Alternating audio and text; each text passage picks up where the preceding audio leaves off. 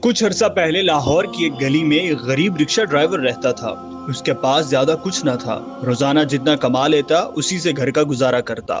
ایک دن اس کے رکشے میں ایک امیر شخص بیٹھا جس نے جلدی پہنچنے کے لیے سخت لہجے میں بات کی۔ راستے بھر اس نے رکشہ ڈرائیور کو جھڑکیاں دیں، مگر ڈرائیور خاموشی کے ساتھ رکشہ چلاتا رہا۔ جب منزل پر پہنچے تو اس شخص نے کرایہ دیا اور اترنے لگا۔ اچانک رکشہ ڈرائیور مسکرایا اور بولا، بھائی، اللہ آپ کے سفر کو آسان کرے اور آپ کے دل کو سکون دے۔